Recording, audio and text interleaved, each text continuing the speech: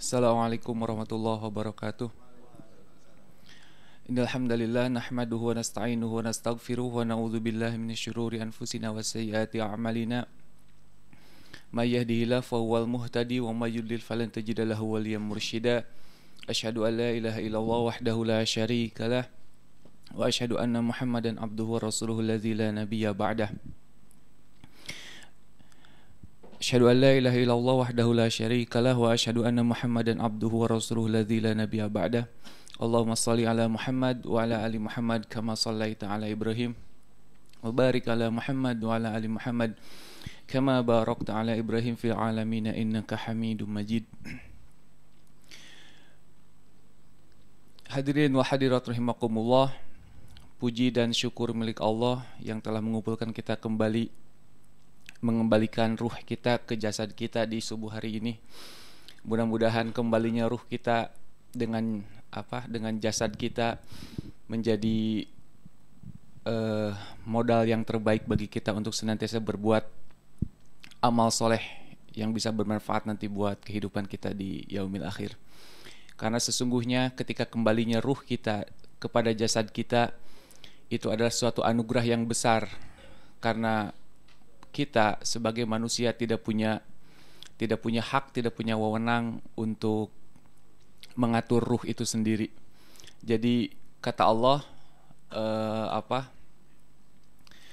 Allahu yatawaffal anfus hina mautiha walati lam tamut fi manamiha.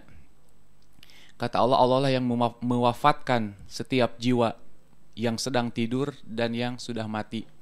Adapun Allah mewafatkan orang yang sudah mati adalah ketika dia tidak mengembalikannya lagi kepada jasadnya tersebut.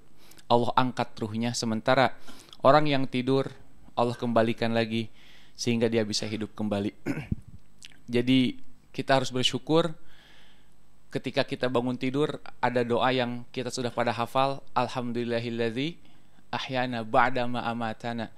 Segala puji bagi Allah yang telah menghidupkan kami kembali ba'da ma amatana, setelah Allah mematikan kami. Karena tidak ada jaminan kalau Allah itu akan mengembalikan ruhnya kepada kita. Sebagaimana kisah yang sangat mengharukan antara Umar bin Khattab dan sahabatnya ketika Umar bin Khattab menjadi khalifah. Ketika itu Umar bin Khattab menemukan satu keluarga yang sedang kelaparan. Cerita yang sangat terkenal, bagaimana seorang ibu yang sedang merebus batu, kemudian Umar bin Khattab mengetahuinya dengan mata kepalanya sendiri. Kemudian beliau pulang kembali untuk mengambil sedikit gandum, daging dan makanan lainnya. Kemudian kata sahabatnya, "Wahai Khalifah Umar, apakah tidak ada hari esok," katanya, "untuk kau menundanya, kenapa harus malam ini?" Kemudian kata Umar bin Khattab, "Apakah ada jaminan? Apakah engkau bisa menjamin kalau nyawaku itu, kalau besok Allah masih menjamin aku masih hidup?" Karena memang tidak ada jaminan bagaimana nyawa seseorang itu dipisahkan dari jasadnya. Makanya banyak bersyukur kita ketika Allah membangunkan kita kembali di pagi hari ini. Hadirin wa hadirat rahimakumullah, di dalam surah Al-Baqarah ayat 215 Allah berfirman, a'udzubillahi minasyaitonirrajim, yas'alunaka madza yunfiqun. Mereka bertanya kepadamu apa yang harus diinfakkan. Madza yunfiqun, ma anfaqtum min khairin falil walidain. Maka segala sesuatu yang diinfakkan itu falil walidain. Yang pertama adalah bagi kedua orang tua. Wal yatama dan anak-anak yatim. Wal masakin, orang-orang miskin. Wabnis sabil, ibnu sabil. Wa ma taf'alu min khairin fa innallaha bi alim. Dan apapun yang kalian kerjakan dari berbagai macam kebaikan, maka sesungguhnya Allah maha mengetahui. Hadirin wa hadirat rahimakumullah, Syekh Mutawalli Sya'rawi mengatakan bahwa ini adalah sebuah pertanyaan, sebuah soal. Yas'alunaka madza yunfikun. As-su'al atau soalnya adalah tentang apa yang harus diinfakkan dan kepada siapa kita harus berinfak. Dan jawabannya adalah qul ma anfaqtum min khairin, yang namanya infak itu adalah segala sesuatu yang baik, itu namanya infak gitu. Jadi kalau kita menyedekahkan sesuatu bukan dari yang baik, itu tidak bisa disebut sebagai infak gitu. Seperti misalkan Robin Hood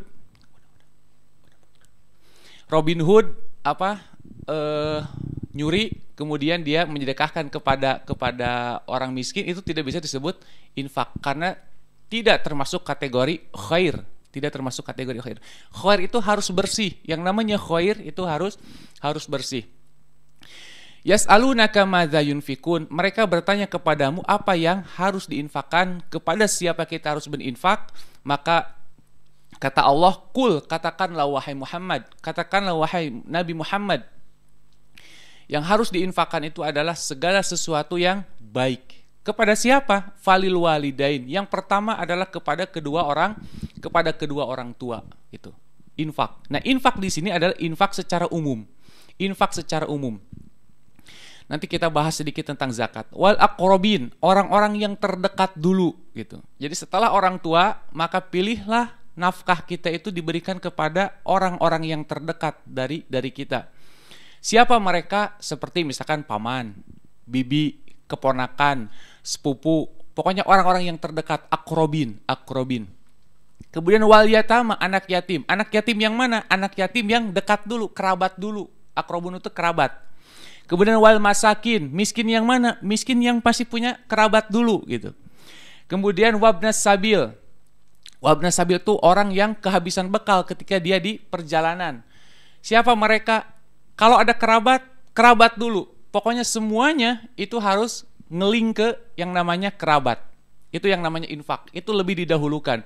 Kenapa? Karena dengan sodako, karena dengan infak itu bisa menghubungkan silaturahim gitu.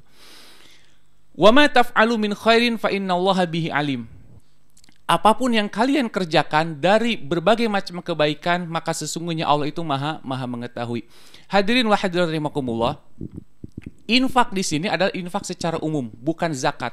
Karena yang namanya zakat itu haram dibagikan atau diberikan kepada kedua orang tua. Jadi para ulama sepakat yang namanya zakat, kalau dia diberikan kepada garis keturunan ke atas atau garis keturunan ke bawah itu tidak boleh gitu. Misalkan saya punya zakat. Zakat saya diberikan kepada kedua orang tua itu haram, tidak boleh gitu. Saya punya anak.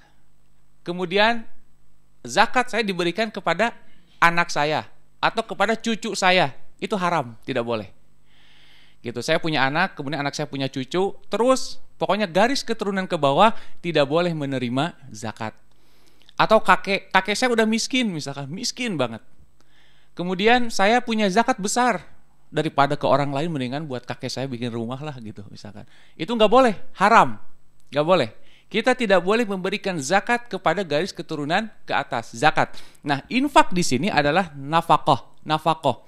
Infak itu membelanjakan harta yang terbaik, memberikan sesuatu yang terbaik yang bersifat umum, bukan termasuk zakat. Walaupun memang di ayat-ayat yang lain Allah banyak menggunakan kata zakat itu dengan kata infak, atau kata zakat itu dengan kata sodakoh. Tapi dalam masalah zakat, para ulama menspesifikan lagi bahwa zakat itu sesuatu yang khusus yang tidak boleh diberikan kepada kedua orang tua. Atau yang haram menerima zakat itu adalah Bani Hashim. Nah, seperti Pak Aiman tuh nggak boleh menerima zakat karena dia anaknya Hashim. Pak Aimannya nggak ada, mobilnya ada ya. Bani Hashim itu keluarganya Nabi. Jadi keluarga Nabi itu tidak boleh menerima zakat gitu.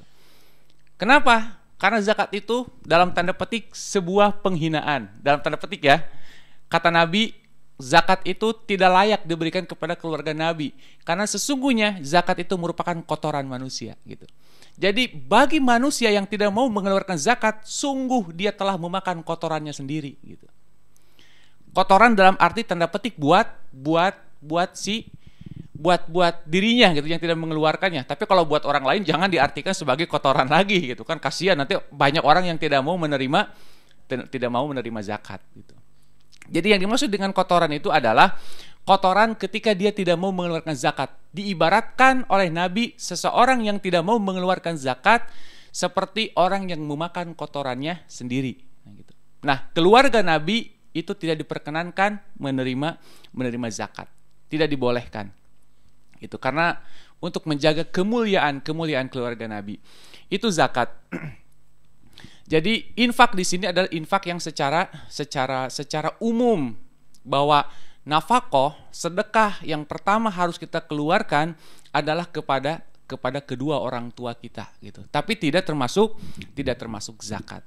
Jangan kita memikirkan orang lain dulu sementara orang tua sendiri itu tidak kelaparan gitu. Kan banyak orang yang seperti itu.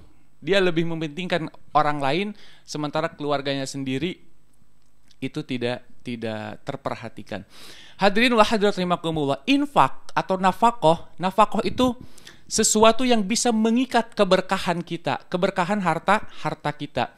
Jadi yang namanya sedekah adalah segala sesuatu ketika kita keluarkan itu sesungguhnya sudah mengikat keberkahan harta tersebut gitu. Ada sebuah ungkapan dari Ibnu Athaillah. Kata beliau, "Malam yashkur ni'ma." Barang siapa yang tidak mau mensyukuri nikmat, karena infak adalah suatu bentuk ketika dia disebut sebagai orang yang bersyukur. Jadi yang namanya syukur itu bukan hanya sebatas ucapan alhamdulillah gitu. Sama seperti bangun tidur tadi. Kalau kita hanya sekedar mengucapkan alhamdulillahilladzi ahyana ba'da ma amatana wa ilaihin nusyur, ya kan? Itu hanya sebatas ungkapan, belum disebut sebagai syukur. Itu hanya sebatas pujian, hanya sebatas terima kasih.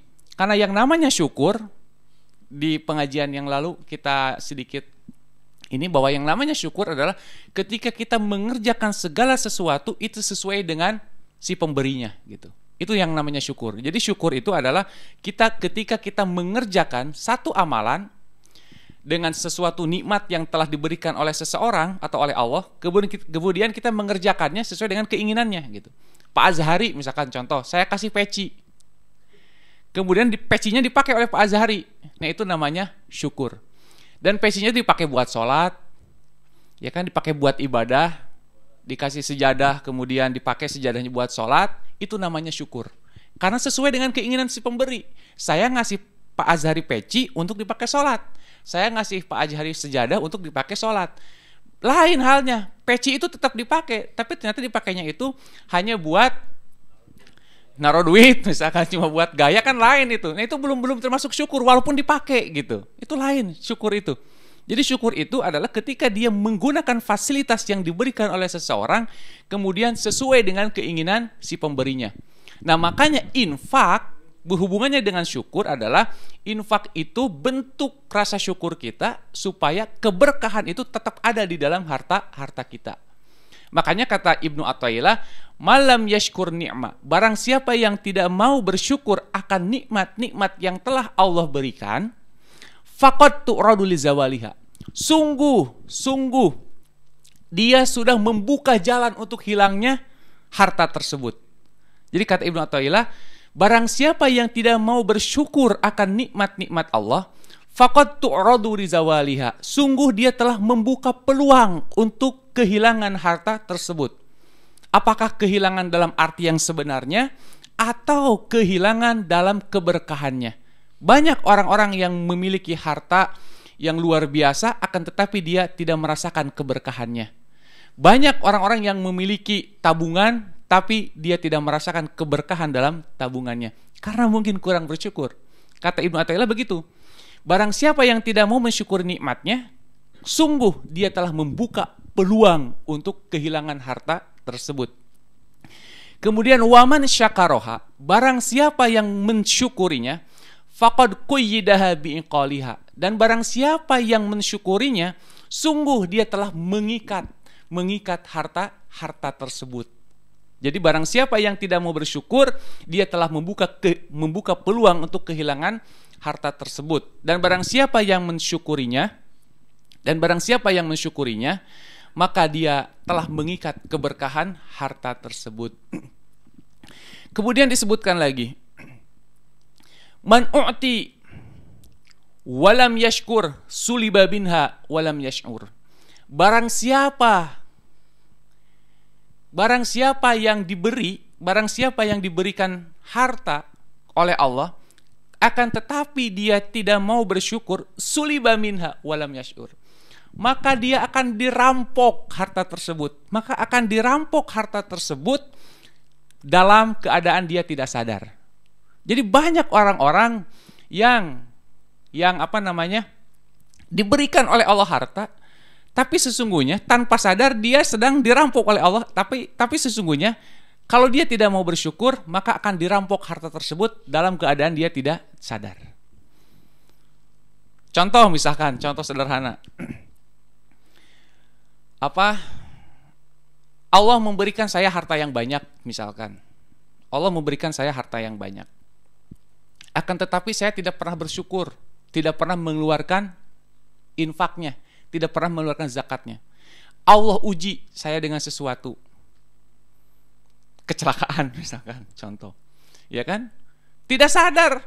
Itu sebagai bentuk rampokan dari Allah. Suliba, dirampok oleh Allah. Walam yash'ur, dan dia dalam keadaan tidak sadar. Dia menganggap, itu mah biasa aja, kecelakaan biasa saja. Padahal dia harus misalkan mengeluarkan uang untuk memperbaiki, misalkan mengeluarkan uang untuk mengganti dan lain sebagainya. Nah, itu sesungguhnya buat orang-orang yang tidak mau bersyukur, itu merupakan rampokan dari Allah Subhanahu wa taala dengan cara yang tidak disadarinya. Banyak orang yang diberikan harta yang banyak oleh Allah, kemudian diuji oleh Allah dengan kesakitan misalkan. Nah, kalau misalkan dia tidak kembali kepada muhasabah, kalau dia tidak kembali kepada mentafakuri dirinya, memikirkan dirinya, maka Allah akan biarkan dia dalam keadaan seperti itu terus-menerus. Allah akan rampok hartanya itu dalam keadaan dia tidak sadar. Beli obat terus-terusan. Ya kan? Beli obat terus-terusan. Sakit ini, sakit itu, misalkan anaknya harus kena musibah lain dan lain sebagainya. Suliba minha walam yash'ur. Allah rampok hartanya itu, akan tetapi dia tidak sadar. Hilang keberkahannya. Dia tidak bisa menikmati hartanya tersebut. Jadi harta tersebut hanya sebatas mengalir saja, hanya sebatas lewat saja, dia tidak bisa mengambil manfaatnya. Hadirin wa hadirat rahimakumullah. Sesungguhnya bentuk syukur itu, kata Imam Ibnu Athaillah, ada tiga perkara. Asyukru ala salasati aqsyam. Sesungguhnya syukur itu ada 3 macam bentuk syukur. Yang pertama, syukrul lisan. Syukur dengan lisan. Wa syukrul arkan. Syukur dengan arkan, anggota tubuh kita, dengan perbuatan kita. Wa syukrul janan. Syukur dengan hati kita. Jadi syukur yang sudah melekat di dalam jiwa kita. Di dalam Quran surah Ad-Duha ya, wa amma bi ni'mati rabbika fahaddits. Nah, ini bentuk syukur dengan lisan. Apapun yang Allah berikan kepada kalian dalam berbagai macam bentuk nikmat, fahaddits, maka berbagilah, maka ceritakanlah. Kalau kita mendapatkan nikmat, maka ceritakanlah.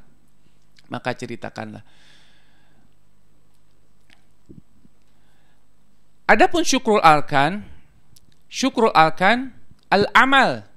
Syukur dengan anggota tubuh itu adalah al-amal bit-ta'ah, dengan melakukan perbuatan-perbuatan baik dalam rangka ketaatan kepada Allah Subhanahu wa taala. Kita bisa mengetahuinya bagaimana keluarga Nabi Daud dalam mensyukuri nikmat-nikmat Allah. I'lamu ala Dawuda syukron.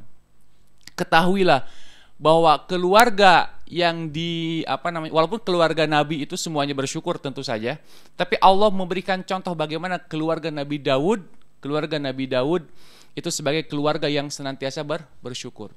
Nabi Daud seorang anak kecil yang ketika itu anak yang hebat ya. Nabi Daud itu ketika kecilnya sebesar-besar Hanif lah gitu ya, sudah ikut perang bersama Tolut. Hanif Daud itu, karena sebesar Hanif waktu itu dia cuma bermodalkan pelempar batu ke tepel itu Nabi Daud itu. Jadi Nabi Daud itu tidak diceritakan siapa orang tuanya, ya kan, Nabi Daud itu. Tapi dia punya keahlian, dia punya kelebihan sehingga dia bisa mengalahkan Jalut yang badannya begitu besar gitu.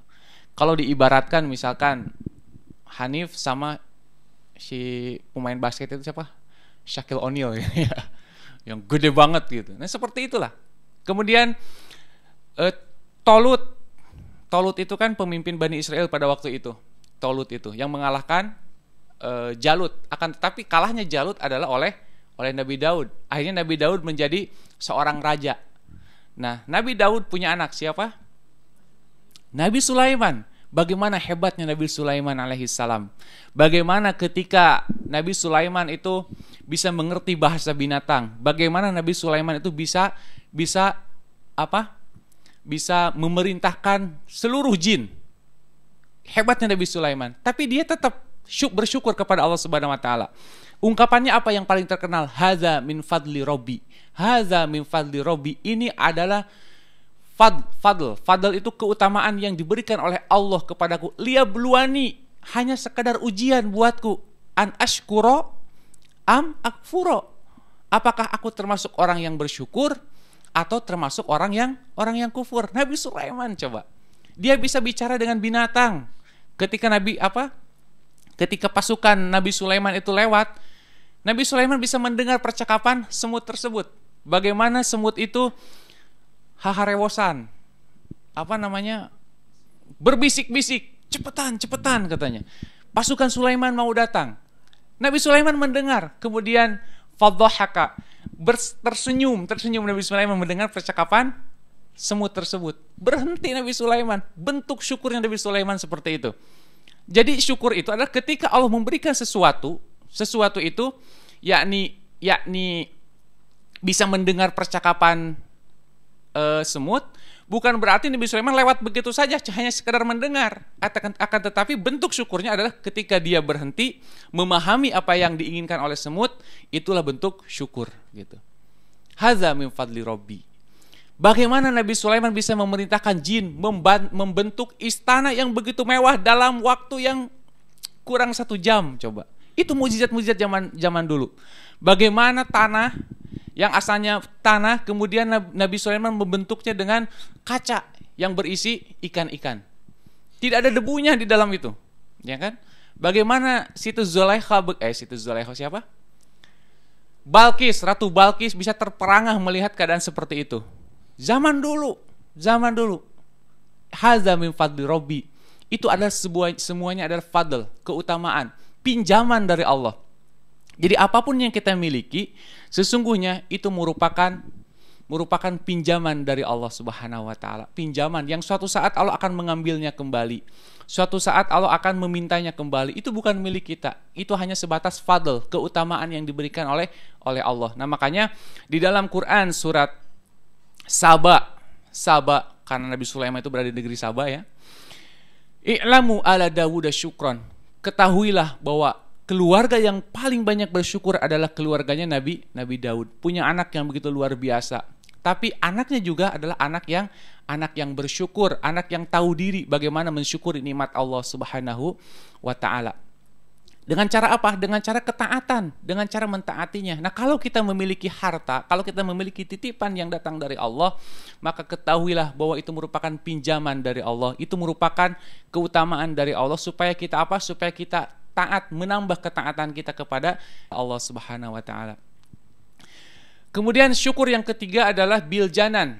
Janan itu nurani kita, hati kita. Dengan cara apa? Bil i'tiraf, mengakui segala sesuatu yang kita miliki itu bukan kita yang mengusahakannya. Kita hanya sebatas berusaha, tapi Allah lah yang memberikannya. Kadang kita itu suka diuji oleh Allah sesuai dengan pikiran kita. Kadang kita itu suka diuji oleh Allah sesuai dengan ucapan kita. Betul tidak? Kalau misalkan kita banyak mengeluh tentang uang misalkan, Allah kadang menguji kita dengan masalah keuangan. Betul kan? Kadang suka begitu. Kalau kita sering mengeluh tentang kendaraan misalkan, Allah akan menguji kita dengan kendaraan. Gitu. Kalau orang itu banyak mengeluh atau banyak bangga dengan binatang misalkan, Allah akan mengujinya dengan binatang. Banyak kejadian-kejadian seperti itu. Orang yang dekat dengan singa, tidak sedikit mereka mati karena singa, ya kan? Steve Irwin matinya karena apa? Penyebabnya gitu ya, penyebabnya bukan mati, bukan karena matinya. Dan banyak orang itu diuji dengan apa namanya? Baik dengan keluhannya, baik dengan kecintaannya, ya kan? Banyak orang-orang yang senang catur, matinya ketika senang catur, misalkan. Contoh Pak Suaidi, misalkan. Bisa jadi kan? Maksudnya bukan masalah kematiannya, tapi kadang Allah banyak memperlihatkan kepada kita bahwa ujian itu bala itu sesuai dengan keahliannya. Bala yang namanya ujian itu kadang sesuai dengan keahliannya. Pak Azhari misalkan ahlinya dalam bikin tesis misalkan, bisa jadi nanti ujiannya dalam pas lagi bikin tesis misalkan. Maksudnya seperti itulah. Makanya kita harus i'tiraf, kita itu harus mengetahui apapun yang Allah berikan kepada kita, akui bahwa itu bukan karena keilihian kita. Akui bahwa itu bukan karena kepandaian kita. Akui bahwa semuanya itu adalah anugerah dari Allah Subhanahu wa ta'ala. Nah, yang susah adalah mengakuinya. Kita mendapatkan pekerjaan seolah-olah karena kita pintar. Kita mendapatkan beasiswa misalkan karena memang kita pintar. Harusnya kita mengakui kita hanya sebatas berusaha, tapi Allah yang menentukan semuanya. Bil i'tiraf. Asyukru bil janan, syukur dengan nurani, syukur dengan hati adalah ketika kita mampu mengakui segala sesuatu yang diberikan oleh Allah Subhanahu wa taala. Di dalam Quran surat An-Nahl Allah mengatakan, "Wa ma bikum min ni'matin faminallah." Apapun yang diberikan kepada kalian dari berbagai macam nikmat, faminallah. Karena sesungguhnya itu merupakan datang dari Allah Subhanahu wa taala.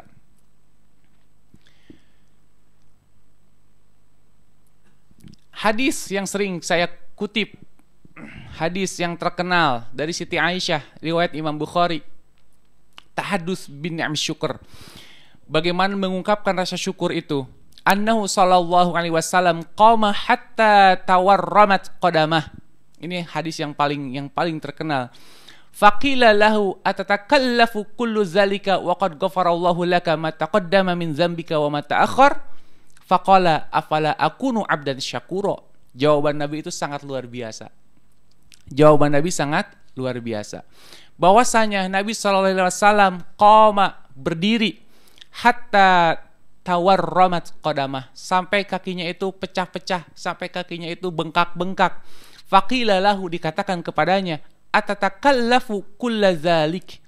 Bukankah engkau itu sudah ditaklif oleh Allah? Bukankah engkau itu sudah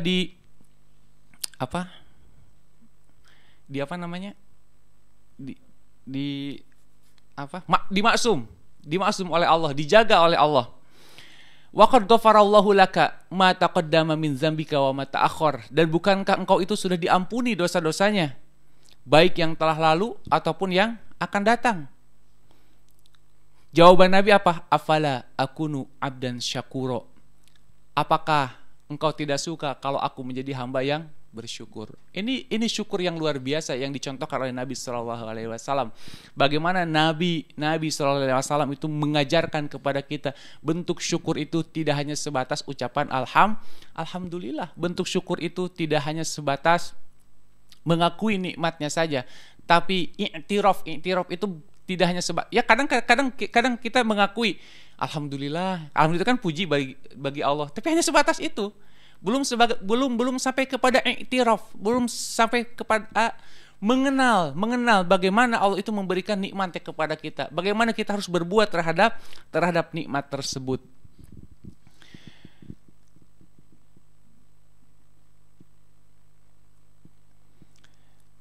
Hadirin wa hadirat rahimakumullah. Ada sebuah ungkapan yang menarik juga yang berbunyi,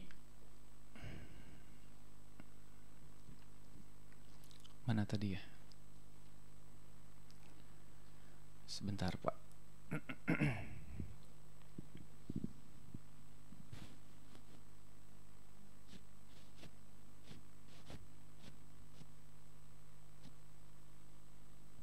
Nikmatud dunya mutiyatul lil mu'minin. Nikmat dunia itu mutiyah. Mutiyah itu apa ya? Sarana bagi orang yang beriman. Nikmatud dunya mutiyatul mu'minin katanya.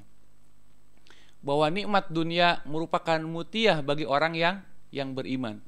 Mutiyah dalam bahasa Arab atau dalam terjemahannya itu seperti apa? Paralon lah, atau paralon Bu? FIFA ya? FIFA ya?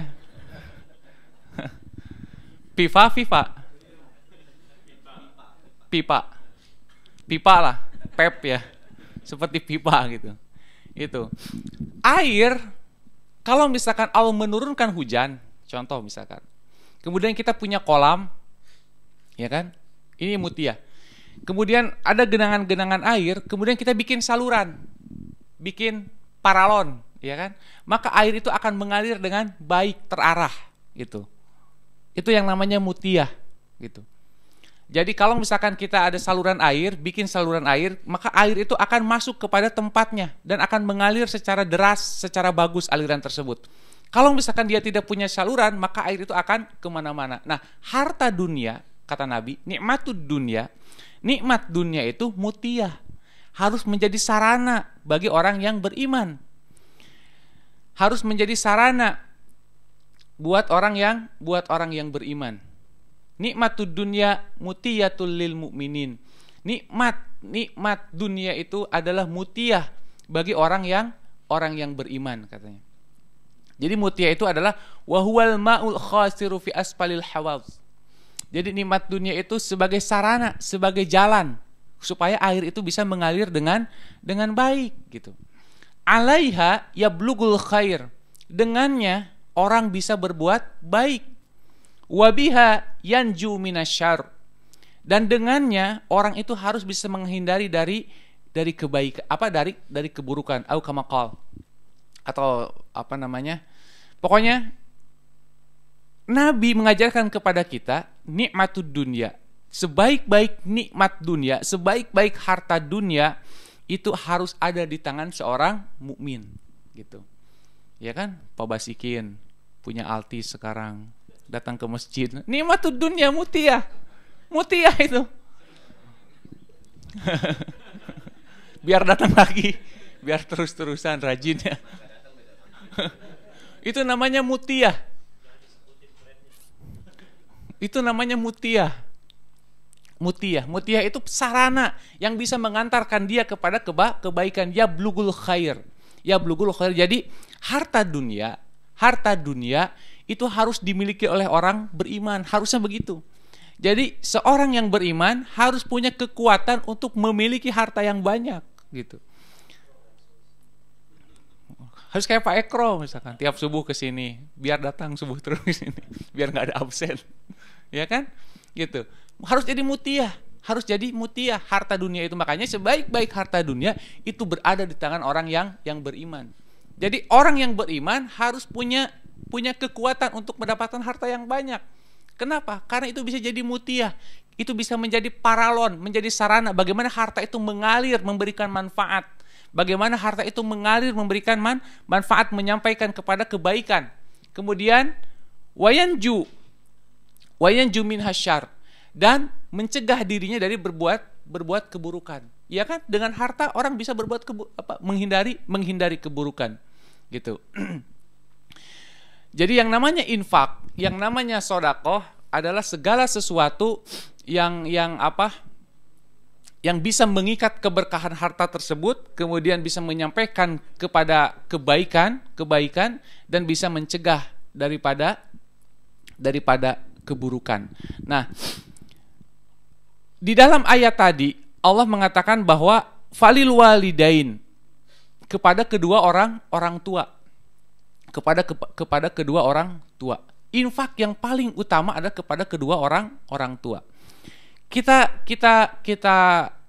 ingat bagaimana kurang baiknya hubungan Alqamah sahabat Nabi ya, Alqamah. Di zaman Nabi, Alqamah ya, Alqamah. Bagaimana matinya kesusahan? Bagaimana Alqamah itu matinya begitu kepayahan? Karena ada hubungan yang tidak baik dengan ibunya, gitu. Alqamah. Sebenarnya Alqamah itu baik, tapi membuat ibunya kurang ridho terhadapnya.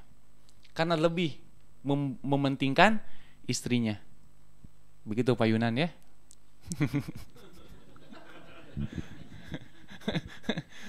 Gitu. Gitu. Iya. Bagaimana Alqamah begitu kepayahan meninggalnya? Ternyata usut punya usut, Alqamah membuat sang ibu tidak ridho, gitu. Tidak ridho. Kenapa? Karena terlalu mementingkan istrinya. Makanya istri yang terbaik adalah, atau suami yang terbaik adalah mereka yang senantiasa menganjurkan kepada pasangannya untuk berbuat baik kepada kedua orang tuanya. Itu yang terbaik, gitu. Ya kan? Karena kalau misalkan tidak sejalan, kalau misalkan dia tidak sefaham, pasti akan ada yang namanya clash gitu. Si suami ingin berbuat baik kepada istrinya, tapi ketika si suami itu ingin berbuat baik kepada orang tuanya, tidak sedikit istri yang komplain. Juga sebaliknya. Padahal sesungguhnya kalau harta istri itu milik istrinya sendiri, suami tidak punya hak gitu. Jadi kalau istri punya harta, itu terserah istri, mau digimana-gimanain juga, mau dibakar juga nggak apa-apa. Suami tidak punya hak. Tapi harta suami itu merupakan harta istri juga, tapi suami punya wewenang bagaimana mengatur harta tersebut gitu. Jadi jangan sampai suami yang dapat penghasilan tapi istri yang mengaturnya, itu juga nggak boleh juga. Kenapa? Karena dikhawatirkan kalau misalkan suami ngasih semuanya sama istrinya dipegang semuanya, si suami tidak boleh berinfak kepada keluarganya gitu. Padahal yang paling penting adalah falil walidain, kepada kedua orang tua dulu. Makanya harus ada saling memahami orang tua kita, baik itu mertua ya kan, ataupun orang tua sendiri, itu sama-sama orang tua gitu. Jangan sampai pasangan suami istri itu hanya baik kepada kedua orang tuanya saja gitu. Misalkan suami hanya baik kepada kedua orang tuanya tapi tidak baik kepada mertuanya. Juga sebaliknya, si istri hanya baik kepada orang tuanya tapi dia tidak baik kepada mertuanya. Itu tidak boleh seperti itu. Karena keberkahan keluarga itu ada ketika kedua orang tua itu saling mendoakan, saling memberkahi. Nah, makanya kisah Alqamah itu contoh buat kita bagaimana seseorang itu bisa mengerikan di akhir hidupnya. Karena apa? Karena dia tidak ada keridhaan dari ibunya. Jadi yang namanya walidain, yang namanya orang tua itu harus dinomor satukan gitu. Harus dinomor satukan. Tapi juga jangan sebaliknya. Misalkan orang tua dinomor satukan tapi istri kelaparan juga tidak boleh. Karena dua-duanya wajib. Nah, sama seperti zakat juga tidak boleh diberikan kepada istri. Zakat juga tidak boleh diberikan kepada suami, tidak boleh. Misalkan istrinya penghasilannya banyak, zakatnya 2,5%-nya itu misalkan berapa gitu banyak. Kemudian karena suaminya misalkan penghasilannya kecil, kemudian zakat istrinya diberikan kepada suaminya. Pak, ini zakat misalkan. Kan itu kurang ajar itu, kurang asem itu. Atau sebaliknya, si istri karena dia tinggal di rumah. Istri tinggal di rumah, tidak bekerja. Suami penghasilannya banyak. Udah gitu kata suaminya karena dia penghasilannya banyak, zakatnya juga besar, bilang sama istrinya, "Ma, ini zakat dari bapak," misalkan. Kenapa? Karena mama kan fakir miskin tidak bekerja. Nah, itu nggak boleh juga, nggak boleh. Istri mendapatkan zakat dari suami tidak boleh, nggak boleh itu suami menzakati istrinya. Sama juga termasuk kepada pembantu juga tidak boleh dikasih zakat oleh tuannya. Dalam arti dari gaji gitu maksudnya Tebu. Jadi misalkan kita menggaji pembantu tapi dari dana zakat, itu nggak boleh itu. Dan itu banyak sekali di Indonesia yang melakukan praktek seperti itu. Jadi dia punya penghasilan besar, kemudian dia mengeluarkan zakatnya, tapi zakatnya itu dipakai buat gaji apa namanya? Gaji pembantunya itu nggak boleh. Ya kan, misalkan gaji pembantu itu misalkan berapa? 2 juta misalkan contoh. Wah, gaji pembantu 2 juta terlalu besar ya. Pak Basikin pembantunya 3, berapa banyaknya? Misalkan ini apa? Punya pembantu. Kemudian dia punya zakat. Zakatnya itu misalkan sebulan 1 juta, contoh aja, 1 juta. Dia punya pembantu 2. Nah, untuk menggaji pembantu ini dia harus mengeluarkan contoh 2 juta. Dia punya zakat 1 juta. Nah, 1 jutanya dari dana zakatnya. Nah, itu tidak boleh. Itu tidak boleh. Tapi kalau di luar gaji misalkan, kita lihat keluarga pembantu ini kekurangan. Walaupun dia punya penghasilan dari kita misalkan, tapi keluarganya di kampung dia kekurangan. Nah, itu termasuk akrobin. Justru itu harus didahulukan gitu. Jadi kalau kita punya zakat, kemudian pembantu kita kekurangan, keluarganya di kampung, maka itu harus didahulukan daripada kita mengeluarkannya ke lembaga dulu. Kalau menurut saya ya, misalkan ibu nih, bapak di sini punya pembantu di Indonesia yang membantu orang tua, ya kan? Kita punya sedikit dana zakat di sini, ya kan?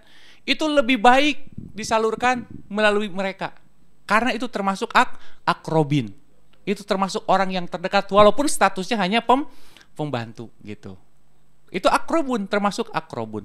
Nah, itu termasuk min khairin, termasuk kebaikan. Karena yang namanya kebaikan itu bisa menghubungkan silaturahim. Karena yang namanya kebaikan bisa menghubungkan silaturahim. Wal yatama, anak-anak yatim.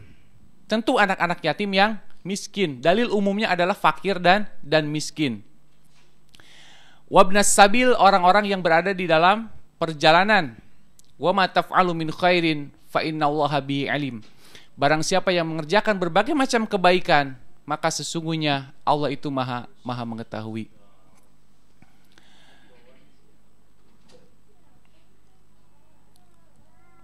Pak Rizal mana, belum keluar? Saya udah habis nih ini. Bacaannya udah habis.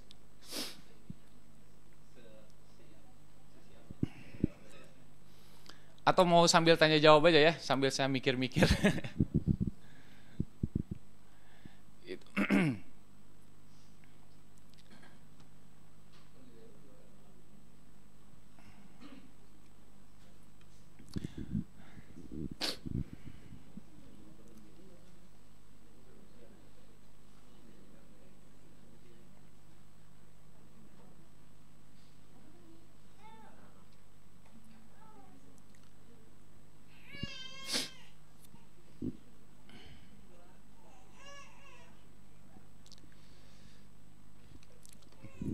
Iya, satu lagi nih. Satu lagi. Ada sebuah ungkapan lagi, masih berkenaan dengan nikmat, masih berkenaan dengan harta yang kita miliki. Masih ungkapan dari Ibnu Athaillah. Kata beliau, khuf mi wujudi ihsanihi ilaik. Kalian itu harus takut akan wujudnya kebaikan yang Allah berikan kepada kita. Jadi kata Ibnu Athaillah, kalau kita mendapatkan nikmat, kalau kita gampang mendapatkan rezeki, maka kita harus takut katanya. Khufmi wujudi ihsanihi ilaik. Kita harus takut akan wujudnya kebaikan yang datang dari Allah kepada kita. Wadawamu isa'atak ma'ahu ayyakuna zalika istidrojan, kata Ibnu Athaillah. Akan tetapi ketika kita gampang mendapatkan nikmat tersebut, akan tetapi ketika kita gampang memiliki harta tersebut, kita dawam wadawamu isa'atak ma'ah. Kita dawam melakukan perbuatan-perbuatan buruk. Ayyakuna zalika istidrojan. Maka sesungguhnya kenikmatan-kenikmatan tersebut hanyalah merupakan istidroj gitu. Jadi kalau misalkan kita gampang mendapatkan nikmat, gampang sekali mendapatkan nikmat. Maksudnya hidup kita nyaman, ya kan? Hidup kita itu ya nyaman lah. Nyaman, standar, tidak ada sedikit tidak ada godaannya, sedikit cobaannya. Bu, selamat datang ya Bu. Bu Wito, baru udah kelihatan lagi. Ya kan? Sedikit cobaannya, sedikit gelombangnya, ayyakuna istidrojan. Sesungguhnya itu merupakan istidroj.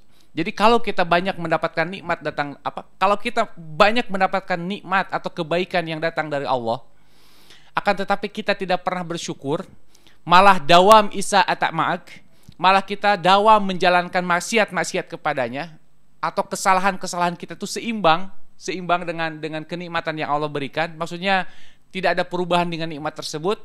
Kita mendapatkan nikmat tapi kita menjalankan kesalahan-kesalahan. Kita mendapatkan nikmat tapi perbuatan buruk tetap dikerjakan. Ayyakuna zalika istidrojan. Ketahuilah bahwa itu merupakan istidroj. Sanastadrijuhum min haitsu la ya'lamun. Allah akan mengistidroj seseorang itu dari cara atau dari tempat yang tidak mereka duga. Yang namanya istidroj itu adalah dalam tanda istidroj itu apa namanya ya? Kamunul mihnah fi ainil minah. Itu ungkapannya. Jadi istidroj itu adalah berbagai macam bentuk kenikmatan, berbagai macam bentuk ujian, tapi dilihatnya seperti kenikmatan. Itu istidroj.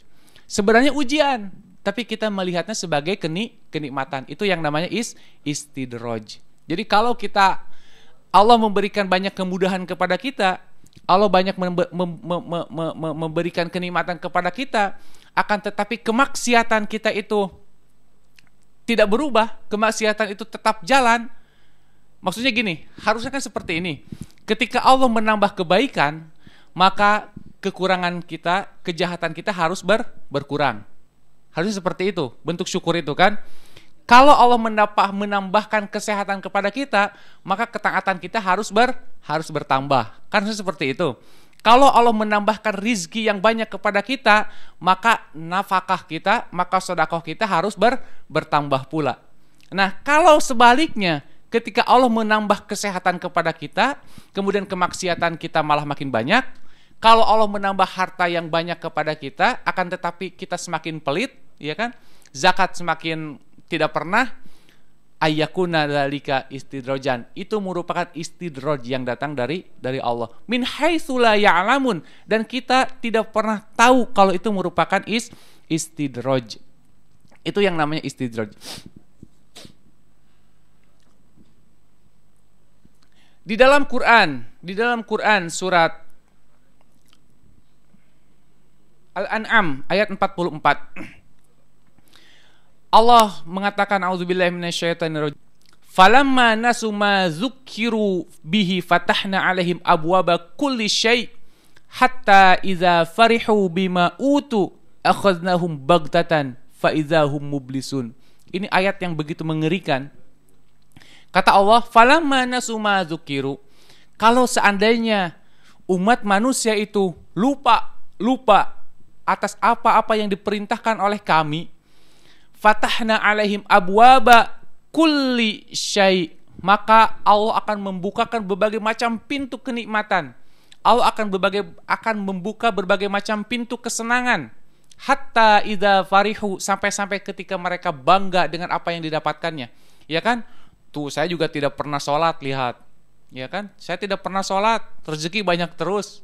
Saya tidak pernah zakat, tapi harta nambah terus. Saya tidak pernah puasa, tapi alhamdulillah sehat. Ya, kata siapa puasa bisa sehat? Nah, itu jadi mengolok-olok aturan Allah. Falamma nasu ma dzukiru. Kalau misalkan orang-orang itu lupa akan peringatan yang datang dari Allah, fatahna alaihim, dibuka berbagai macam pintu kenikmatan. Oh, ada orang yang tidak pernah sholat tapi sehat terus. Bersin aja nggak pernah. Sehat terus. Ada orang-orang yang tidak pernah zakat, hartanya tidak pernah kecurian. Mulus aja terus. Fatahna alaihim abwaba kulli syai', kata Allah. Allah akan buka berbagai macam pintu kesenangannya.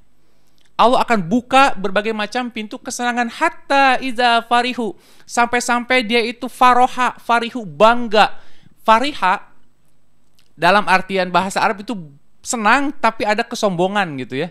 Hatta iza farihu, tuh sampai ngangkat dada gitu kan. Bangga dia akan kemaksiatannya, bangga akan apa yang didapatkannya walaupun dia berbuat maksiat, sampai mengolok-ngolok orang yang melakukan ketaatan. Akhaznahum baghtatan, maka ketika pada saat itu baghtatan, maka Allah akan siksa dia dengan cara baghtatan. Baghtatan itu tiba-tiba. Fa idzahum mublisun, maka pada saat itu baru dia menyesali apa yang diperbuatnya. Jadi Bu, Pak, jangan kita itu merasa bangga kalau tidak pernah sakit gitu. Jadi gini, jangan kita itu merasa bangga kalau kita tidak pernah kena musibah. Jangan. Karena bisa jadi siksaan yang Allah datangkan kepada kita itu tidak dicicil tapi baghtatan sekaligus. Kisah Nabi Nuh mengajarkan kepada kita. Kisah kaum Lut, bagaimana Allah menyiksanya secara baghtatan, tidak perlahan-lahan. Indonesia, kalau kita ambil hikmahnya ya, ini mah bukan apa hipotesa yang benar gitu ya. Ini mah contoh. Iya, contoh lah. Indonesia mungkin disiksanya kecil-kecil gitu, kecil-kecil. Tapi umat-umat yang dahulu itu baghtatan secara sekaligus. Nah, kita jangan ngomongin negara, ngomongin diri kita aja. Kalau misalkan kita tidak pernah sakit, kita tidak pernah dapat musibah, kita tidak pernah mendapatkan kesulitan, tidak pernah mendapatkan cobaan, iya kan? Tapi kita tidak menjalankan ketaatan, jangan bangga dengan hal itu. Karena nanti Allah bisa menyiksa kita, menguji kita secara baghtatan, secara tiba-tiba. Fa idzahum mublisun, maka pada saat itu kita akan menjadi orang yang sangat-sangat putus asa. Justru kata Nabi apa? Inna azamal jaza ma'a izamal bala. Kata Nabi, besarnya pahala itu sesuai dengan besarnya ujian. Besarnya pahala itu seimbang dengan besarnya ujian. Pahala yang didapatkan Nabi Sulaiman itu begitu besar karena ujiannya juga begitu besar. Yang namanya ujian itu tidak mesti berbentuk musibah, tapi yang namanya ujian juga bisa berbentuk kenikmatan. Ujian yang diberikan kepada Nabi Sulaiman adalah ujian yang begitu besar, yakni apa? Harta yang melimpah, kekuasaan yang luar biasa, ya kan, perintah kepada jin dan lain sebagainya. Itu adalah ujian yang besar yang datang dari Nabi Sulaiman. Tapi apa yang dilakukan oleh Nabi Sulaiman? Beliau menggunakannya untuk ketaatan kepada Allah Subhanahu wa taala. Nah, bisa jadi apa yang kita dapatkan ini merupakan ujian. Tapi apakah yang kita dapatkan itu mendapatkan yablughu ilal khair? Apakah menyampaikan kita kepada kebaikan? Menyampaikan kita kepada ketaatan, atau malah sebaliknya? Kalau misalkan apa yang kita dapatkan ini tidak menyampaikan kita kepada kebaikan, fakana lahu istidrojan, maka sesungguhnya hati-hati kalau itu merupakan istidroj yang datang dari Allah Subhanahu wa taala. Itu saja yang mungkin bisa disampaikan karena ajengan NU-nya sudah datang. Aqulu qouli hadza wa astaghfirullah li wa lakum walhamdulillahirabbil alamin. Assalamualaikum warahmatullahi wabarakatuh.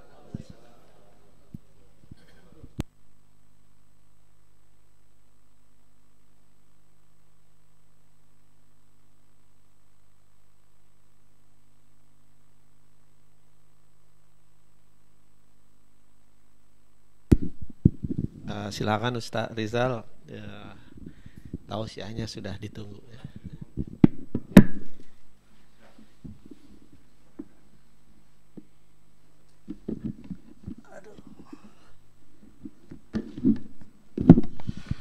Assalamualaikum warahmatullahi wabarakatuh. Alhamdulillah nahmaduhu wa nasta'inuhu wa nastaghfiruh wa na'udzu billahi min sururi anfusina wa min sayyiati a'malina. May yahdihillahu fala mudhillalah wa may yudlil fala hadiyalah. Asyhadu an la ilaha illallah wa asyhadu anna Muhammadan abduhu wa rasuluhu la nabiyya ba'dah. Allahumma salli ala Muhammad wa ala alihi wa sahbihi wa man tabi'ahum bi ihsanin ila yaumiddin. Ittaqullah haqqa tuqatih wa la tamutunna illa wa antum muslimun. Shadaqallahul azim. Bapak-bapak, ibu-ibu serta adik-adik sekalian, Assalamualaikum warahmatullahi wabarakatuh.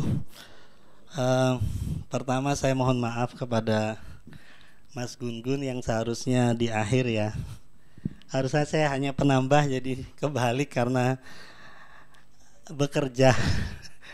Saya agak terlambat. Saya tidak ngira kalau sekarang tuh daylight saving, jadi HP saya matikan kemudian tidak berbunyi. Saya kebiasaan bangun itu jam 4:30 pagi gitu.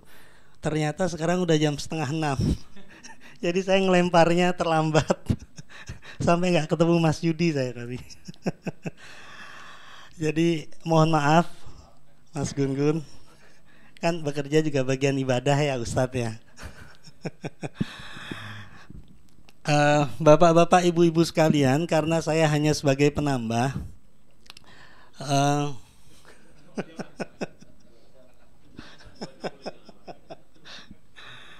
kalau Mas Gun-Gun tadi sudah membahas tentang ayat-ayat di dalam tafsir, di dalam ayat Quran, saya ingin membahas yang hal-hal yang bersifat kontekstual saja. Baru-baru ini kita sadari bahwa terjadi sebuah peristiwa yang mungkin bagi sebagian besar umat Islam itu dianggap sebagai penghinaan terhadap Nabi Allah Muhammad, tentang beredarnya film Innocent of Muslim ya, Innocent of Muslim di YouTube, yang walaupun di ban itu ternyata susah untuk di ban Pak, karena kalau dunia IT itu Pak Wid lebih tahu ini ya, bisa diakses dan bisa diupload dari mana saja. Walaupun Depkominfo dari Indonesia itu sudah ngeban, artinya juga udah ada undang-undang TIK di Indonesia, tapi itu tidak bisa untuk membendung arus informasi teknologi yang berada di seluruh dunia, sehingga kita tidak mungkin akan memban film itu. Apalagi mau memban Google atau Yahoo, malah nanti boro-boro Pak Azhari nggak lulus-lulus nanti. Karena kalau memban Google atau Yahoo nggak bisa ngakses yang lain ya Pak ya, terutama tentang bahan-bahan riset. Nah, yang ingin saya sampaikan adalah bahwa ada banyak sikap yang disampaikan oleh umat muslim terhadap film ini. Tidak hanya film, saya pikir dulu pernah ada kartun Nabi di Denmark. Baru-baru ini setelah film itu ada muncul lagi kartun Nabi Allah itu di Perancis. Ada beberapa hal yang ingin saya sampaikan. Yang pertama adalah dari kaidah usul fikih tentang sikap umat muslim. Kemudian yang kedua adalah saya ingin memotret lebih luas tentang strategi global yang terjadi, kok bisa muncul seperti itu, pertama. Dan yang kedua, kok momentumnya saat ini. Nah, saya ingin mengajak Bapak Ibu sekalian untuk melihat dua sikap ini, sehingga harapannya adalah kita bisa tahu dalam konteks globalisasi bagaimana posisi umat muslim dan bagaimana posisi umat lain di dunia itu di dalam memandang derajat atau level umat muslim dalam konteks dunia, bukan dalam konteks umat Islam saja, tetapi dalam konteks dunia sebenarnya umat Islam itu dianggap seperti apa oleh kalangan-kalangan yang lain. Nah, karena di sini juga banyak para tokoh-tokoh sosial seperti Mas Eko, nanti saya minta untuk menambahi kalau saya salah, Pak Azhari juga. Baik, Bapak Ibu sekalian, pertama ada tiga sikap besar. Sikap yang pertama adalah memprotes, itu jelas sekali. Kita lihat di TV-TV, protes keras terjadi. Protes ada dua, protes yang hanya protes secara demonstrasi dan menyuarakan saja, dan yang kedua adalah protes yang dilanjutkan dengan kekerasan fisik. Dan itu terjadi di Libya dan daerah Timur Tengah, di mana sampai Duta Besar Amerika meninggal ya.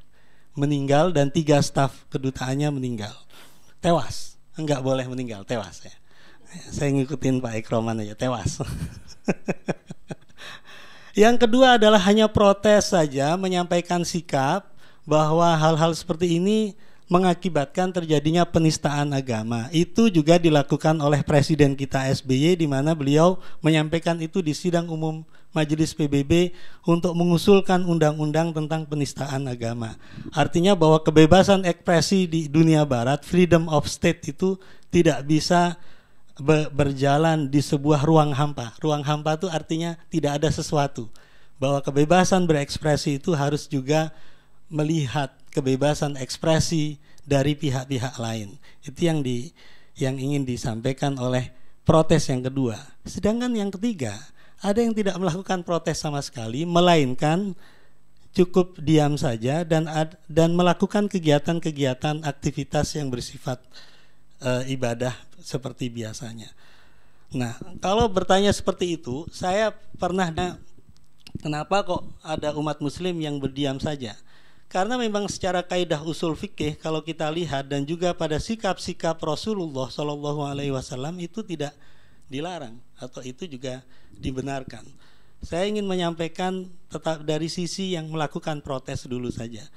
Kalau kita lihat secara kaidah usul fikih, artinya kenapa kok ada yang memprotes, maka ada dasar hadis Muslim yang membolehkan untuk memprotes keras terhadap apa yang menjadi penghinaan Nabi itu. Nabi Allah bersabda yang berbunyi, man ra'a minkum munkara fal yughayyiru biyadihi fa illam yastati fabil lisani fa illam yastati fabil qalbi wa dzalika ad'aful iman. Yang artinya saya mendengar dari Rasulullah qala Rasulullah sallallahu alaihi wasallam bersabda, siapa yang melihat kemungkaran maka rubahlah dengan tangannya. Jika tidak mampu, rubahlah dengan lisannya. Jika tidak mampu lagi, maka tolaklah dengan hatinya. Dan hal tersebut adalah selemah-lemahnya iman. Ini hadis riwayat Muslim yang sangat sahih, yang banyak dipakai oleh beberapa kalangan yang memprotes secara keras jika terjadi penghinaan terhadap Nabi atau agama. Karena penghinaan terhadap Nabi atau agama mereka anggap sebagai kemungkaran. Di dalam hadis ini, kalau ada kemungkaran, rubahlah dengan tangan, dengan lisan, atau dengan hati.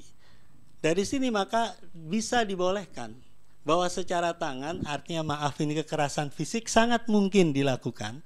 Dengan hati, dengan protes seperti yang dilakukan Presiden SBY juga dibolehkan di sini, atau diam saja itu juga dibolehkan karena itu adalah selemah-lemahnya iman. Tidak disalahkan dalam konteks kaidah usul fikih yang ada di dalam hadis ini. Kemudian ayat apa yang menambahkan kenapa kok umat Islam juga boleh atau tidak apa-apa melakukan protes keras? Di dalam surat Muhammad ayat 7 Allah bersabda bahwa hai orang-orang yang beriman, jika kamu menolong Allah maka Dia akan menolongmu dan akan meneguhkan kedudukanmu. Nah, ayat ini menguatkan kembali bahwa siapa saja yang menolong Allah dalam konteks menghina Nabi itu berarti menghina Rasulullah, maka itu dibolehkan untuk melakukan protes, pertolongan atau agar kita mendapatkan kedudukan atau sikap di mata Allah Subhanahu wa taala. Quran surat Al-Hajj ayat 40 juga Allah bersabda, sesungguhnya Allah pasti menolong orang yang menolongnya. Sesungguhnya Allah benar-benar maha kuat lagi maha perkasa. Lagi-lagi di ayat ini disampaikan bahwa siapa saja yang menolong Allah artinya, maka Allah benar-benar maha kuat lagi maha perkasa, dan pasti orang itu akan, atau umat muslim itu akan menganggap dirinya disayang atau dirahmati oleh Allah Subhanahu wa taala. Sehingga menjadi wajar jika ada protes yang cukup keras terhadap film ini. Tapi di satu sisi, kalau kita melihat konteks yang lebih lain, bahwa kita susah untuk memprotes dan meminta orang ini untuk dipenjara atau dihukum. Karena di dalam Freedom of State Expression di First Amendment di Undang-Undang Dasarnya Amerika, bahwa kebebasan berekspresi itu dibolehkan. Dan itu susah untuk dijangkau oleh hukum. Sehingga walaupun kita protes keras, karena itu terjadinya di Amerika, upload itu dan pembuatan di Amerika, maka pemerintah Amerika tidak bisa menangkap orang ini. Tetapi mungkin hanya melakukan interogasi dan mungkin penekanan-penekanan. Nah, ini yang menjadi masalah bagi dunia muslim ketika kita melihat seolah-olah pemerintah Amerika, dalam hal ini Obama, tidak mampu untuk mengendalikan masyarakatnya. Sebelum kita masuk ke dalam konteks yang lebih besar, maka saya akan menyampaikan kaidah usul fikih yang lain bagi yang tidak melakukan protes keras, selain dari hadis Rasulullah bahwa yastati' fa bil qalbi wa dzalika ad'u fil iman. Artinya bahwa hanya dengan hati itu adalah selemah-lemahnya iman. Ada dasar lain kenapa kok masyarakat muslim tidak melakukan protes keras tersebut. Di dalam konteks ayat 7, Quran Surat Muhammad ayat 7, beberapa para tafsir mengatakan bahwa konteks ayat ini atau tazkiyah tauhid ini hanya untuk melawan penyembah berhala. Karena konteks saat itu memang pada saat Nabi Allah Muhammad berdakwah kan memang banyak yang masih menyembah berhala, sehingga konteks ayat Quran Surat Muhammad ayat 7 ini adalah untuk orang-orang yang menyembah berhala dan melawan dakwah dari Muhammad. Nah, masyarakat muslim yang lain menganggap bahwa penghinaan terhadap Nabi film itu tidak mengajak masyarakat muslim untuk menyembah berhala, tetapi itu adalah penghinaan, sehingga dalam konteks ini ayat itu tidak bisa diterapkan dalam konteks penghinaan Nabi ini menurut masyarakat umat yang lain. Ada dalil lagi yang disampaikan oleh Allah. Allah bersabda di dalam Al-Maidah ayat 105, Allah bersabda bahwa hai orang-orang yang beriman, jagalah dirimu, tiadalah orang yang sesat itu akan memberi mudarat kepadamu apabila kamu telah mendapat petunjuk. Hanya kepada Allah kamu kembali semuanya, maka Dia akan menerangkan kepadamu apa yang telah kamu kerjakan. Di dalam Al-Maidah ini dikatakan bahwa biarin aja ada orang yang sesat gitu. Karena sudah ada ketegasan dari Allah bahwa mana yang sesat dan mana orang-orang yang sudah mendapatkan petunjuk. Nah, jadi biarkan saja menurut Quran Surat Al-Maidah ayat 105. Nah, kalau saya mencoba menelasari kaidah-kaidah usul fikih yang lain, maka ada kaidah usul fikih yang salah satunya menjadi pertimbangan bagi rekan-rekan untuk tidak menyandarkan sikap protesnya berdasar pada Quran Surat Muhammad ayat 7 Al-Hajj yang benar-benar meminta kepada Allah membolehkan umatnya untuk menolong atau melawan. Di dalam kaidah usul fikih yang disampaikan oleh Rasul, yaitu al-ibrah bi al-maqasid la bil lafaz. Jadi menurut kaidah fikih ini, bahwa yang menjadi pertimbangan dasar untuk melaksanakan sesuatu adalah tujuan, maslahah, la bil lafaz, bukan lafaznya. Sehingga kalau melihat ini, maka sebaiknya menurut kaidah ini al-ibrah bil maqasid la bil lafaz, la tidak dengan lafaz tapi bil maqasid dengan tujuan, maka kita harus melihat konteks dari ayat Quran Surat Muhammad ayat 7 dan Al-Hajj itu, bukan lafaznya. Dari situ kemudian bisa dikatakan bahwa konteks ayat itu menjadi tidak tepat untuk dikenakan dalam kasus penghinaan terhadap muslim itu tadi. Ada lagi kaidah usul fikih yang mengatakan jawaz nas al-nusus bil maslahah, bahwa dibolehkan ada penghapusan terhadap nas-nas Quran dengan dasar kemaslahatan.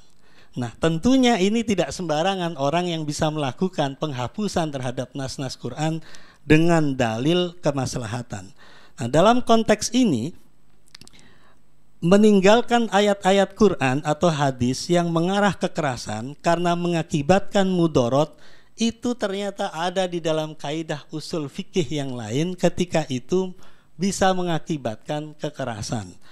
Yang di dalam fikih itu dikatakan bahwa dar'u al-mafasid muqaddam ala jalbi al-maslahi. Yang dikatakan di dalam fikih ini bahwa mencegah keburukan lebih utama daripada menyelenggarakan kebaikan. Nah, sekarang kita lihat dalam konteks yang global, kaidah fikih ini mengatakan bahwa mencegah keburukan lebih utama, bukan lebih baik, lebih utama daripada melaksanakan kebaikan. Kalau melakukan protes terhadap film itu dianggap sebagai sebuah kebaikan, apakah efeknya itu akan mengakibatkan keburukan atau tidak? Nah, sebagian ulama umat muslim mengatakan bahwa efeknya akan lebih besar kalau melakukan protes yang berlebihan, apalagi menggunakan tangan dan kekerasan. Efek lebih besarnya adalah bahwa pertama, stigma negatif terhadap masyarakat muslim semakin kuat, bahwa masyarakat muslim itu adalah teroris, dalam konteks sekarang, bukan konteks dulu zaman Rasul, bahwa Muslim itu adalah teroris. Ketika hanya dikasih film saja sudah pada marah semua dan merusak fasilitas umum.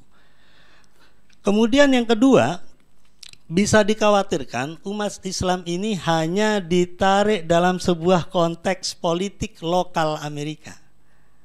Kalau saya tadi mengajak ada konteks yang lebih lain adalah bahwa saat ini Bapak Ibu sekalian perlu disadari sekarang lagi ada pemilihan presiden antara Obama dan Mitt Romney.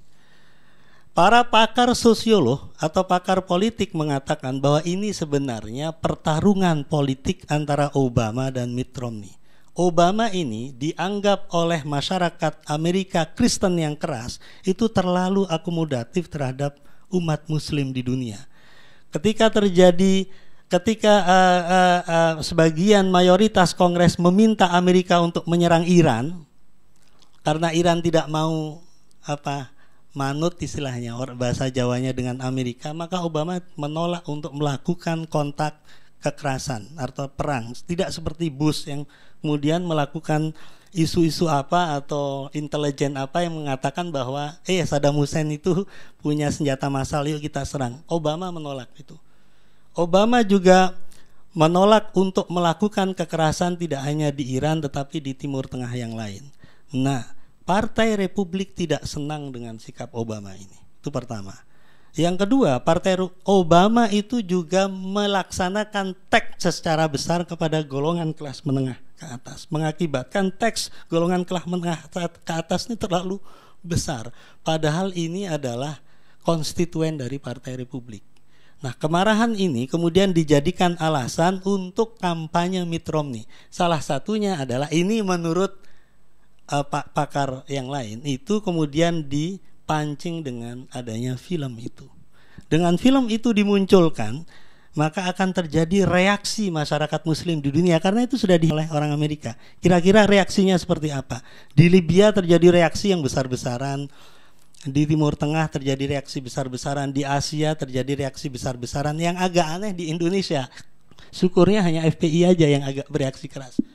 Masyarakat Muslim yang lain tidak terlalu bereaksi. NU biasa saja, Muhammadiyah biasa saja, karena yang dilihat dalam konteks dunia itu tidak FPI tetapi adalah NU dan Muhammadiyah. Dalam konteks Islam dari Indonesia itu ternyata tidak terlalu bersikap.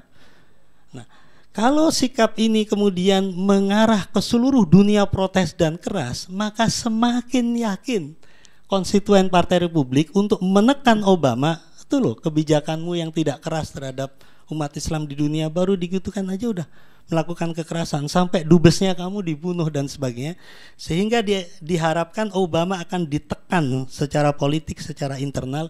Obama jatuh dalam pemilihan dan yang menjadi presiden adalah Mitt Romney. Ini secara politik global itu dianggap seperti itu. Nah, sehingga kalau masyarakat Muslim terjebak selain dari kaidah usul fikih untuk melakukan protes kekerasan, ini justru menjadi legitimasi bagi Amerika. Mereka senang, bukannya mereka susah, tapi mereka senang untuk menjadi legitimasi menggempur suatu saat masyarakat Muslim ketika Obama jatuh. Nah, apakah possibility keburukan ini lebih besar bagi masyarakat Muslim daripada tidak? Nah, menurut masyarakat Muslim yang lain, mungkin seperti NU dan Muhammadiyah, itu menganggap bahwa mencegah keburukan lebih utama daripada melaksanakan kebaikan. Melaksanakan kebaikan, memprotes kemungkaran itu, ya udahlah nggak usah memprotes kemungkaran karena akibatnya akan lebih buruk daripada diam saja atau mungkin kita menunjukkan sikap-sikap yang lain sebagai orang Muslim. Nah, dari situ maka menjadi bisa dipahami kenapa ada golongan masyarakat Muslim yang lain yang tidak melakukan protes. Nah, saya mencoba hanya ingin memotret kenapa ada yang protes dan kenapa tidak ada yang memprotes. Ternyata syukur alhamdulillah di Victoria tidak ada gerakan ya Pak Widodo ya.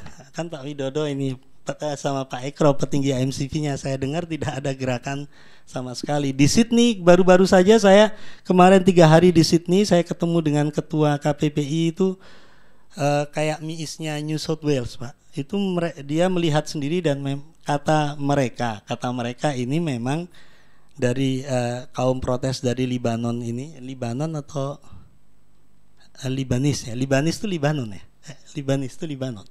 Itu memang agak keras katanya sehingga polisi di Sydney mempressure. Saya nggak tahu apakah ini disengaja atau tidak, tetapi cerita yang disampaikan oleh rekan saya itu yang melihat langsung kejadian itu terjadi kekerasan kontak fisik. Kalau di media mungkin yang menganggap memulai itu polisi, tetapi kalau dari teman saya itu mengatakan yang memulai dari pemrotes dari Libanis itu. Saya tidak tahu mana yang benar, saya tidak melihat saat itu juga. Nah, di Victoria saya tidak tahu, ternyata tidak melakukan apa-apa dan bahkan email dari Bang Nil tidak akan melakukan ya Pak Widya. Walaupun sebenarnya kita bisa saja melaksanakan protes itu tetapi tidak dalam bentuk mass rally, tetapi mungkin dalam bentuk hal yang lain, melakukan lobby-lobby ke parlemen misalnya. Ketika kita ingin menunjukkan bahwa sikap Muslim itu tidak keras saja loh. Muslim itu di dalam mensikapi film itu lebih elegan dan intelek. Bisa saja tidak harus dengan protes. Datang ke parlemen di sini kemudian mengusulkan undang-undang apa saya tidak tahu. Misalnya bagaimana mengatur peradaban global atau percaturan global. Kalau Pak SBY itu penistaan agama, mungkin MCV mengusulkan undang-undang yang lain, sangat mungkin. Artinya berbagai momentum sebenarnya bisa kita manfaatkan untuk menyampaikan dakwah kepada umat lain atas sikap-sikap Muslim ini. Nah, yang berikutnya adalah yang ingin saya sampaikan bahwa ada beberapa hal juga yang menjadi landasan kenapa masyarakat Muslim itu tidak melaksanakan protes. Kalau kita melihat ketika zaman Rasulullah SAW, kalau tadi kan kaidah usul fikih, saya sekarang adalah mencoba untuk menyampaikan sejarah atau fakta apa yang terjadi ketika Rasulullah itu dihina dan dicerca oleh masyarakat Arab saat itu pada saat beliau berdakwah. Ada dua kisah yang sangat populer yang mungkin itu banyak dikisahkan oleh para ustadz ataupun para ulama. Yang pertama adalah kisah Rasul dengan pengemis Yahudi yang buta, dan yang kedua adalah kisah Rasul ketika beliau berdakwah. Beliau tidak bisa lagi berdakwah di Mekah karena paman beliau Abi Thalib meninggal, maka beliau sudah tidak punya pelindung lagi, pelindung yang disegani oleh masyarakat Quraisy saat itu, karena Abi Thalib itu yang melindungi dan disegani. Maka beliau kemudian pindah ke Taif. Ketika beliau pindah ke Taif, beliau beliau datang ke 3 pemimpin kota Taif yang saat itu belum Muslim untuk meminta bantuan, bukan meminta bantuan, meminta suaka, dan dibolehkan meminta izin agar beliau bisa mendakwahkan Islam di kota Taif. Kota Taif itu disampaikan di sini adalah salah satu kota kedua yang paling ramai di daerah Hijaz selain Mekah, seperti Surabaya lah kalau di Indonesia. Setelah Jakarta, mungkin Rasul nggak mempan di Jakarta, tapi Jokowi mempan ya Pak ya. Rasul nggak mempan di Jakarta, pindah ke Surabaya. Nah, di kota Taif ini ketika mendatangi 3 pemimpin dari Taif itu ditolak Rasul untuk berdakwah, tidak boleh. Karena memang sudah ada lobby dari masyarakat Mekah ke Taif agar menolak kedatangan Rasul. Mereka menganggap bahwa ini orang gila, ini tukang sihir. Kalau kamu dekat-dekat sama orang ini, kamu akan ikut ajarannya, dan ajaran dia itu telah mencederai ajaran nenek moyang kita.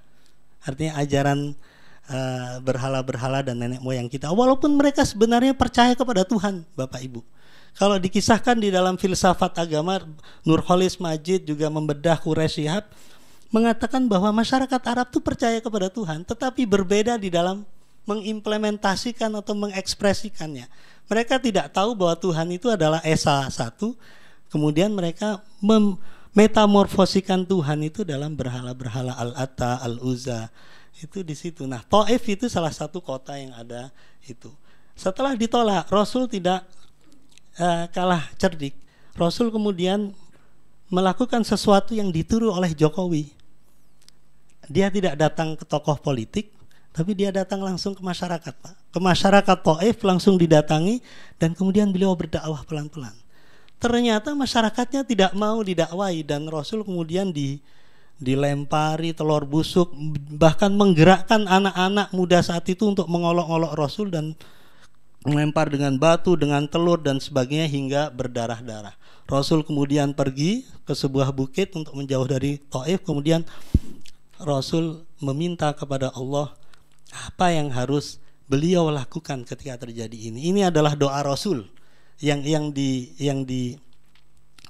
disampaikan di dalam ini. Wahai Tuhanku, ketika Rasul dihina, dicerca sampai berdarah-darah, Rasul lari, kemudian beliau istilahnya meminta kepada Allah, wahai Tuhanku, kepada Engkau aku adukan kelemahan tenagaku dan kekurangan daya upayaku di dalam pandangan seorang manusia. Wahai Tuhan yang Maha Rohim, kepada siapa lagi aku menyerahkan diriku?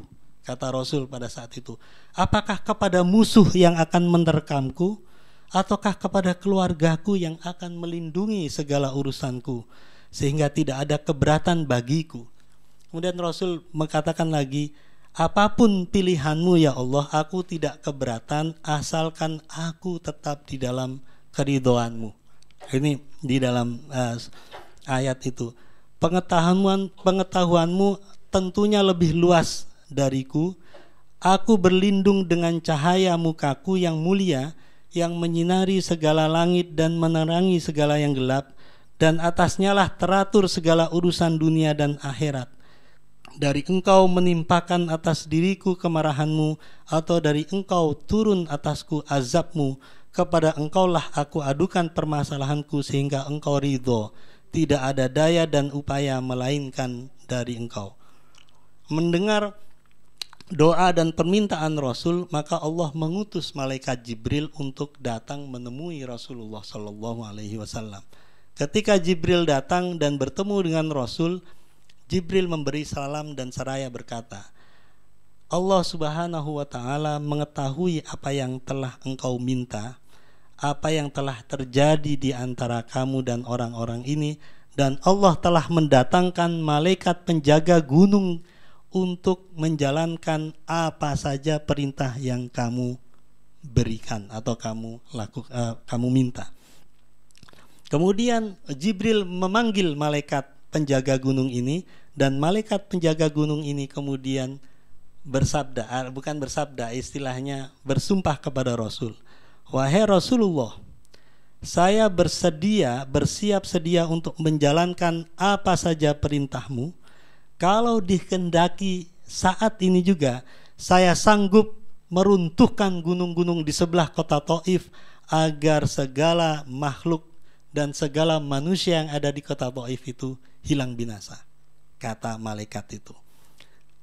Nah, menariknya ketika Rasul pada saat itu sudah tidak kuasa, apa yang diminta oleh Rasulullah kepada Allah?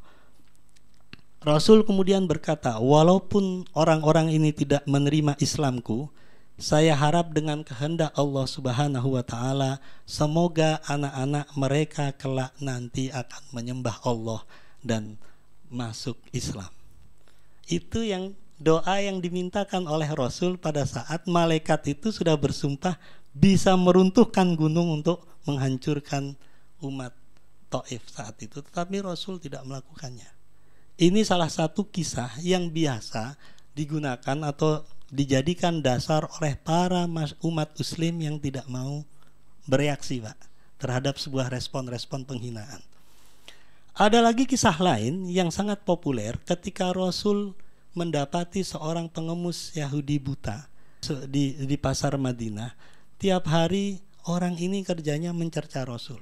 Setiap ada orang yang datang, dia buta, tapi setiap kan buta pasti punya sense. Setiap ada orang datang, dia berkata, jangan dekati itu Muhammad, kan dia itu orang gila, dia itu pembohong, dia itu tukang sihir. Setiap apa saja kalimat yang diutarakan dia kepada orang dan orang itu dekat dengan dia, pasti orang itu akan mengikuti kata-kata Muhammad. Jadi jangan dekati Muhammad, dia itu orang gila, dia itu selalu ngomong begitu. Suatu saat Nah, di sini dikisahkan bahwa Nabi Allah sebenarnya setiap hari mendatangi pengemis itu dan selalu memberikan makan kepada pengemis itu. Ketika memberikan makan, makanannya dihaluskan terlebih dahulu oleh Rasul dan didulangkan kepada pengemis itu. Sampai suatu saat dikisahkan bahwa baginda Rasul tidak melakukannya karena memang sudah meninggal. Rasul pada saat itu sudah wafat dan tidak lagi melakukan itu. Khalifah Abu Bakar As-Siddiq kemudian biasa mendatangi anaknya Aisyah yang juga istri Rasul untuk bertanya, "Hai Aisyah, kegiatan apa saja yang dilakukan oleh Rasulullah yang aku belum lakukan?" Aisyah kemudian mengatakan, "Sudah sebagian besar kegiatan Rasul kamu lakukan, wahai ayahku. Tetapi ada satu hal yang Rasulullah selalu kerjakan setiap pagi yang mungkin engkau belum lakukan." Apa itu Aisyah? Kemudian dikisahkan bahwa ada seorang pengemis di situ yang Rasulullah setiap pagi selalu memberi makan kepada pengemis Yahudi buta itu. Abu Bakar kemudian mendatangi pasar di Madinah dan mendapati pengemis itu, dan ketika Abu Bakar ingin melaksanakan apa yang dikisahkan oleh Rasul, pengemis itu selalu mengatakan, begitu ada yang mendatangi dia, pengemis itu mengatakan, "Jangan dekati Muhammad, itu orang gila, itu pembohong, itu gini." Pokoknya apa saja diungkapkan. Abu Bakar kemudian memberikan makan kepada orang itu, dan pengemis itu kemudian menolak makanan itu, suapan dari Abu Bakar. Dia mengatakan, "Tidak, kamu bukanlah orang yang selalu memberiku makanan. Karena orang yang memberiku makanan itu sangat sopan dan sangat lembut di dalam menyuapi diriku. Tanganmu tidak selembut tangan orang itu, berarti kamu bukan orang itu." Waktu itu Abu Bakar pura-pura menjadi Rasulullah. Kemudian Abu Bakar mengatakan kepada pengemis itu, "Ya, aku memang bukan orang yang selalu memberikan, menyuapi makan dirimu." "Loh, kemanakah perginya orang itu?" Katanya pengemis buta itu, "Dan siapakah dia sebenarnya?" Kemudian Abu Bakar radhiyallahu an menjawab bahwa dia adalah Muhammad Rasulullah. Dia telah kembali ke rahmatullah, sebab itu akulah yang akan menggantikan tempatnya untuk menyuapi dirimu. Mendengar jawaban Abu Bakar, kontan si pengemis ini dikisahkan di sini terbata-bata dan tidak bisa mengungkapkan kalimat sepatah kata pun, dan dia menangis terseduh-seduh karena dia sadar bahwa yang dia hina dan cerca selama ini adalah orang yang memberikan makan dengan kasih sayang dan lembut. Dikisahkan di cerita ini sampai kemudian pengemis ini meminta kepada Abu Bakar bahwa hari ini juga, saat ini juga, aku meminta kepadamu untuk menjadi saksiku bahwa aku akan bersyahadat dan menganggap bahwa Muhammad ada Rasulullah Shallallahu Alaihi Wasallam. Itu luar biasa sekali. Kita tidak bisa membayangkan jika yang memberi makan, yang Rasul ketika dihina itu tidak memberi makan. Kita tidak bisa membayangkan kalau itu bukan Muhammad Rasulullah. Nah, kisah-kisah ini itu menjadi landasan bagi umat muslim untuk tidak membalas ketika terjadi penghinaan terhadap nabi ataupun agama. Nah, dari itu maka kita sebagai umat muslim sebaiknya memang perlu mereserve atau perlu berpikir lebih panjang lagi. Bagaimana sikap saya sebenarnya? Apakah saya harus melakukan protes keras dengan kekerasan fisik, ataukah saya melakukan protes tetapi dengan lebih lebih sopan dan lebih santun dan lebih intelek atau cerdas begitu ya dengan gayanya, atau kita diam saja? Nah, itu tentu saja akan dikembalikan kepada masing-masing di antara kita. Tetapi yang menjadi problem besar atau tantangan kita adalah bahwa penghinaan terhadap nabi atau terhadap masyarakat muslim itu tidak akan berhenti sampai sekarang. Pasti akan terjadi penghinaan-penghinaan berikutnya karena ada sebuah konteks lain yang sebenarnya mungkin tidak sekedar ingin menghina nabi, tetapi ada konteks politik lain yang kita tidak sadari. Yang kedua, arus globalisasi dan perkembangan teknologi ini tidak bisa dibendung.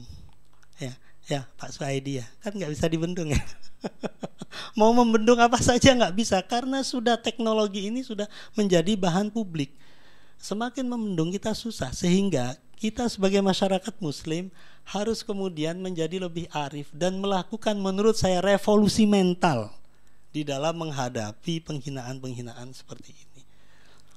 Tidak gampang marah ketika dihina seperti itu, tetapi juga tidak diam saja. Karena kalau diam saja maka masyarakat dunia akan memandang muslim itu bisanya hanya diam saja. Tetapi tidak mampu menjadi masyarakat yang secara secara gestur itu menjadi masyarakat yang berwibawa. Berwibawa berarti kan secara sandang pangan kita harus kuat, harus mapan. Secara intelektual kita juga harus cerdas dan tidak kalah dengan masyarakat barat. Tetapi kita juga harus banyak melakukan hal-hal kebaikan-kebaikan di dalam masyarakat global ini. Ini yang menjadi tantangan masyarakat muslim saat ini. Apakah kita mampu mentransformasi ibadah ritual kita itu menjadi ibadah kemaslahatan sosial? Apakah ritual kita memberikan efek secara signifikan dalam membangun kesalehan sosial? Ini tantangan besar masyarakat muslim, terutama para ustadz-ustadz di dalam mengungkapkan dakwah-dakwahnya. Ritual itu adalah hal yang cukup bagus dan fundamental di dalam membuat frekuensi kita menjadi frekuensi keilahian, sehingga apa yang kita lakukan itu bukan hal-hal yang berbuat kejelekan. Seperti di dalam Quran surat Iqra bismi rabbikal ladzi khalaq. Kepandaian membaca itu harus dilandaskan pada bismi rabbikal ladzi khalaq. Khalaq al-khaliq, sebuah frekuensi keilahian, kebaikan. Kalau bahasa orang barat, keilahian itu kebaikan. Kecerdasanmu itu membawa kebaikan enggak? Kekayaanmu itu membawa kebaikan atau tidak? Dan sebagainya dan seterusnya dan seterusnya. Nah, ini adalah tantangan masyarakat muslim. Para intelektual muslim juga ini menjadi tantangan, bagaimana tidak hanya sekedar menjadi PhD, pulang berkarir jadi menteri. Tidak hanya seperti itu, tetapi bagaimana nanti lulus PhD tetapi bisa memberikan efek terhadap PhD-nya di masyarakat Indonesia nanti. Saya kira-kira bermanfaat enggak kepada masyarakat sosial masyarakat dengan PhD saya, dengan kepintaran saya ini? Atau saya hanya ingin mengejar karir saja? Ini menjadi pertanyaan refleksi bagi kita semua. Kalau kita memang ingin membangun masyarakat muslim yang disegani dan dihormati dalam konteks global ini. Saya pikir itu saja ingin saya sampaikan. Wallahul muwaffiq ila aqwamut thoriq. Wassalamualaikum warahmatullahi wabarakatuh.